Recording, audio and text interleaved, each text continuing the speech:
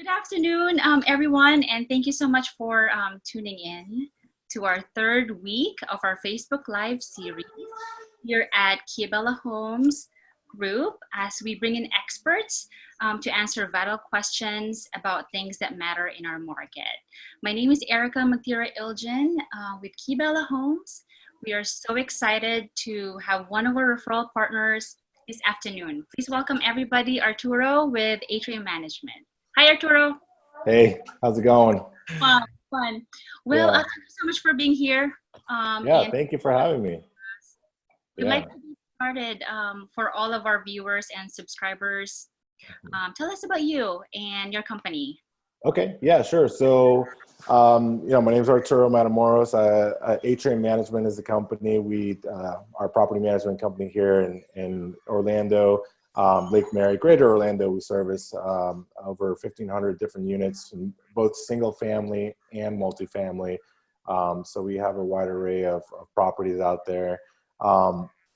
And we've been doing this for quite some time. The company's been around for quite a while, but as of 5 years ago, it was actually switched over to new owners, Adam Wanis and Mike Kraus. So back in 5 years ago, it was a small mom and pop company, 250 properties, mostly in Seminole County, Lake Mary, and mostly luxury properties.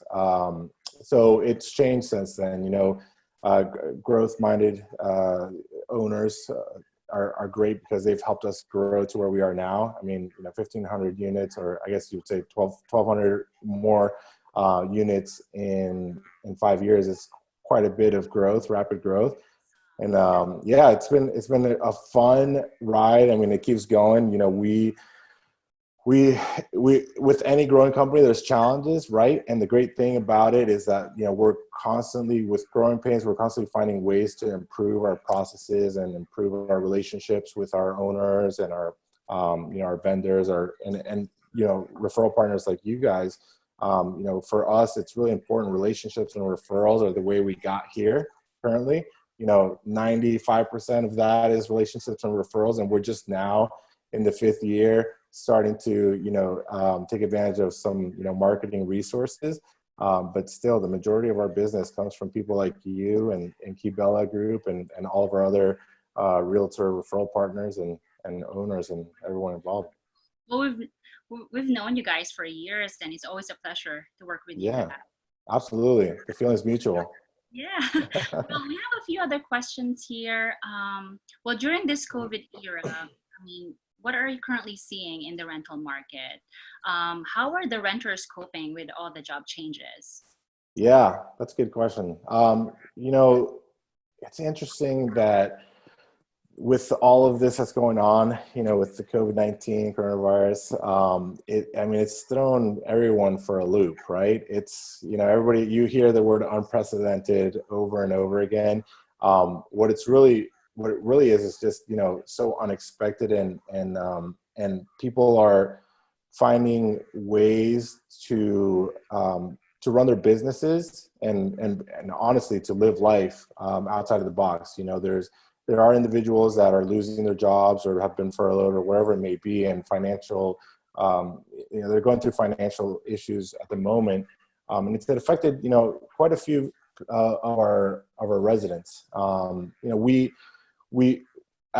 when this all first started, we were thinking the absolute worst, back in, I think it was mid-March. We're thinking, oh my gosh, April 1st is going to be just so just detrimental to the business and to many people's lives as well. We were thinking that the majority of the people that were renting from us were going to lose their jobs. Luckily that wasn't the case. I mean, there were still a lot of people that were affected. But luckily it wasn't as bad as we expected it to be. And we've worked with individuals as well, and we've put some things in place. We were very proactive about what we wanted to do to be able to be ahead of the game. So people knew that we were, ready to work with them, ready to work with both the renters and the owners to really kind of get in front of this. Yeah, that's good. Yeah. It's important. I know it's when you're reactive to these situations, you're behind the eight ball, and and it makes things a little bit worse. For us, we were just, I remember Mike spent a lot of hours and a lot of time just trying to put things into place for us to be well supported when April 1st hit and rent was due and many people couldn't pay the rent. What were we going to do? How were those conversations going to occur, and what we were going to say and do? So I think we handled it pretty well. And now going into May, since like the second chapter 2 of COVID, it's a little bit better than we expected as well. But we're still dealing with situations as they come up. Cool. That's great. Mm-hmm. Well, yeah, absolutely. And that reminds me. So in the real estate world, like, how are you guys doing? Like, what are you currently seeing in your world? We're in property management. What are you guys seeing as far as like activity and sales and people buying? And is it a good time to buy? Is it a good time to sell? well, wow, those are great questions. Thank you. Our world in real estate is still moving, believe it or not. Many buyers and sellers are nervous about making a move right now. However, what we tell them is, for buyers, if you find a house that fits what you're looking for and it seems right for you, and you have job stability and you can get financing at historically low rates, we'd say buying a home might be a wise choice or the right thing to do even now. It definitely can be done under right circumstances. Yeah, for sure. We're adapting into the current market, and we're kind of cater for the clients in case-to-case basis. Right. Sounds pretty similar. Everything's kind of case by case at this time. Yeah. What are like some of the biggest challenges that you guys are facing? I mean, is there, as a realtor, I guess there's so many different things that you deal with in regards to selling and buying. Like, what are the biggest challenges you're facing right now? Yeah, great question. The biggest challenge for us right now are clients that are being furloughed and losing their jobs. As unemployment, goes up, the number of people who can actually afford to buy a home is reduced these days. Unemployment and job insecurity are contributing to the amount of people that are looking for real estate. So I think that's the biggest challenge that we're facing right now. And we do know these are temporary, and as businesses start to reopen again, we know it's going to get better. And our conversations are definitely very different these days. Ultimately, what's important to us are the clients and their family's safety. Right. Also what we're noticing too, the people who are reaching out to us are more serious and motivated to make a move, so which is great. Right. I feel the same in regards to our leasing side of things. Like, things slowed down a little bit, especially when everything hit right away. But it almost, and I'm trying to say it as politely as possible, like the individuals that probably weren't going to be qualified because of the job, it weeded out a lot of the people that were not qualified. And not that it improved the amount of people that we have qualified, but at least we were able to focus on the more qualified individuals that came through. Have you guys?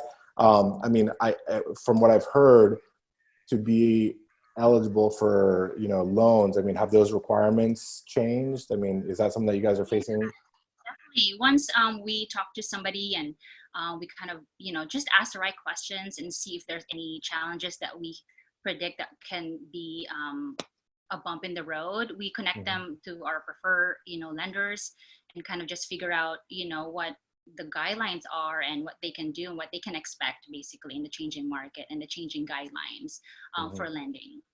Gotcha. So great question. Well, for anybody, if you have any questions, just feel free to comment below and we'll do our best to answer them. Going back to you, Arturo, and most people think that rental properties are owned by big companies or entities, but both you and I know that millions of rental units are owned by individuals. How about the property owners? How are they adapting to the current market, and what are the decisions they're making to adapt? Right. That's great. It's true. Not everybody, but there's a lot of people out there that have kind of a misconception about rental properties, apartment complexes, those things. It's not always this just one conglomerate or business that owns everything. I mean, a lot of these owners are people just like you and me. I mean, they're looking for ways to, I mean, it honestly is a job for some individuals to own property. It is their full-time job. And if they are not receiving a rental income, it's like not receiving a paycheck. So, it does affect everybody. The situation affects everybody from the bottom down, from the bottom up, sorry, and from the top down. So, yeah, our owners, another surprise to us, which makes us like so happy to know that we are in such a great business. Property management, something I say to a lot of people, is not the sexy side of real estate. You have your commercial real estate and what you guys do, sales, general sales, and we're kind of like mushed in the middle, trying to keep owners happy, trying to keep residents happy, being the mediators in between. So, we were thinking, oh boy, owners are the phone's just gonna ring off the hook with owners. Yeah, like, help, what's going on? Are my residents going to pay? And, there were some instances like that where an owner or two were concerned. They were being proactive and reaching out to us and asking if they'd heard from our resident. Are they going to pay? Did they lose their job? Like, what's the situation? What's going on? But for the most part, we were really surprised with the amount of individuals and owners that reached out to us and said, hey, how can we help? What can we do? Do we need to put a payment plan in place? Do we need to defer the rent payment, or do we need to just waive the rent payment in general? I mean, it was definitely case by case. Some individuals were willing to offer, a waiving of 1 month's rent, or maybe like trying to work something out with the resident.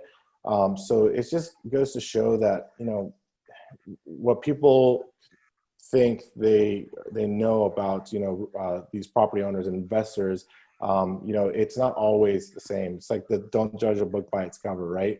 It's because you live in this nice little apartment complex doesn't mean that the people that own that apartment complex are rich, greedy individuals. The majority of our owners are very generous and giving people. And I'll touch on that too a little bit later, but we really have enjoyed seeing the response from the majority of our owners and how they've responded to this whole situation. That's great. So it looks like they've been very considerate of the current situation, and looks like they're very proactive in reach out to you guys and asking for advice on what they can do. And we've done the same. We've been communicative with them as well, proactive on that front, and just coming up with ways outside of the box to really work things out with both them and their residents. Yes, that's awesome. That's something that I'm actually very excited about, that you can share with everybody. Well, tell us about those things that you and your company does to help these owners and renters. I mean, now that we're into of what you guys are doing in this current COVID-19 pandemic. Yeah, so we actually, I actually was hoping you'd ask, because we, when this all started, we were trying to think of ways of how we can help. And it's tough. We're not a huge company. I mean, 1,500, units sounds like a lot, but in the grand scheme of things, it's really not. So, small company, we don't have a whole lot of employees, and we're trying to figure out a way that we can help the situation. And, our owners, Mike and Adam, were brainstorming and came up with the idea, why don't we start a fund, a rental assistance fund, where we can ask individuals to donate to this fund, and it'll be something that we use to disperse amongst the residents that need that financial help because they did lose their job, or for whatever reason can't make their rent payment due to reasons due to COVID-19. So we actually had a goal of $10,000. Which is, I think, a lot, right? And I mean, most people would think it's a lot. And so I think it was on a Friday that we started that. It was through a GoFundMe. $10,000 was the goal. I think by that next week, Monday or Tuesday, we had already reached $8,000. And, we sent this out to all of our owners, yeah, our partners, vendors, family, everybody, even, you know, individuals within Atrium, including myself, we donated towards this fund to be able to help the residents that needed it most. And, you know, through a pre-qualification, you know, we had the residents fill out to make sure that they were indeed in need of this assistance fund. We were able to disperse that in April to the majority. So we ended up raising the 10,000 pretty quickly, and then we got a little bit of notoriety in the news, which is pretty cool. So they they kind of almost challenged us and said, well, they got 10,000 and now they're going to bump it up. So we went for a new goal. I think we said 25,000. We hit 14, I think, as a total, which again, you know, it's more than we expected. So That's incredible. we're That's really incredible. happy about that.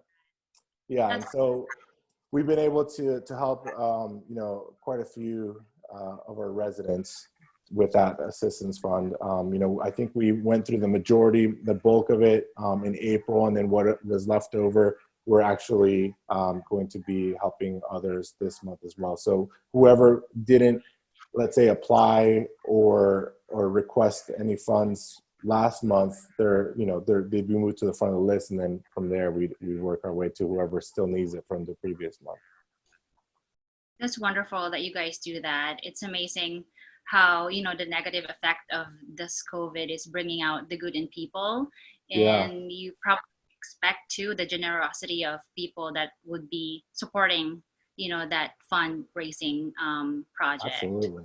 And to be completely honest, the majority of those people that donated to that fund were our owners as well. So there were owners, and we asked, you know, if you are in a financially stable position to donate, we would like to do this. And it was just so surprising to see how many of our owners were also willing to donate a significant amount of money. I mean, I believe, I don't know who it was, but I believe we got one owner that donated $1,000, and I wouldn't call them one of our larger owners. So That's we're great. really Can grateful. anybody donate?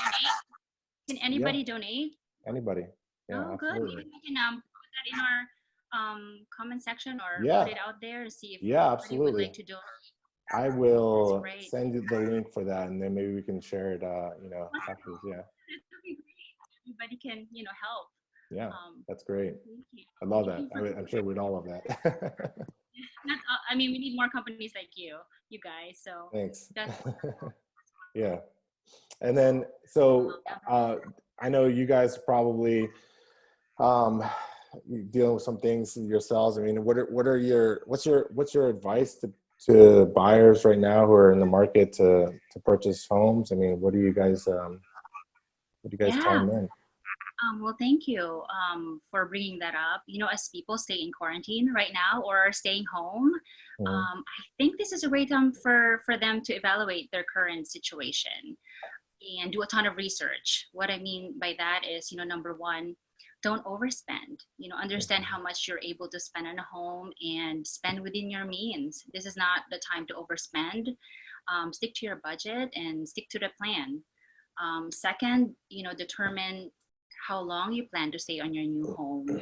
If you're planning on staying under 5 years, you know, look for a property where you can build value. Right. Find the property that, you know, meets your needs and find the right neighborhood. Look for good school district as places, I mean, houses in those neighborhoods tend to hold their value better Mhm. and they rise faster also in a strong market. Lastly, you know, make sure that financing that you obtain is on terms that work for you now. So, of course, we're here to help in every step of the way. You know, if anybody needs any guidance, you know, feel free to reach out to us, and Yeah. that's why I, we're here. Yeah, I've noticed that. I saw on I looked on your Facebook and noticed that you guys have a lot of, you know, helpful, useful information. And I mean, I know the majority of your team, everybody's so helpful. So, Mm, you know, I think that that's really a key factor in setting, you know, realtors apart from, you know, there's so many out there, right? yeah, And definitely. how do you know who to work with? And I think it comes down to the fact that, you know, you're willing to help, and in times like this when people need it most, that's what really separates you from the pack. So thank you guys and your team for being That's that why way. we're all here, right? Right. We're in the business of helping people. That's our main denominator. Great. Well, thank you so much. I'm not seeing any questions right now. Thank you, Arturo, for being with us today. This has been a delightful and insightful afternoon. Thank you so much. Absolutely. And Thank you for having me. yeah, it's our pleasure. Thank you, everyone, for tuning in. If you like this video, feel free to click like or share our page or follow us at KeyBella Homes Group and send us some feedback. We'd love to hear from you. If you have any questions, please feel free to comment below, and we look forward to hearing from you guys. So thank you again, Arturo. Thanks, everyone. Thanks. Bye. Bye.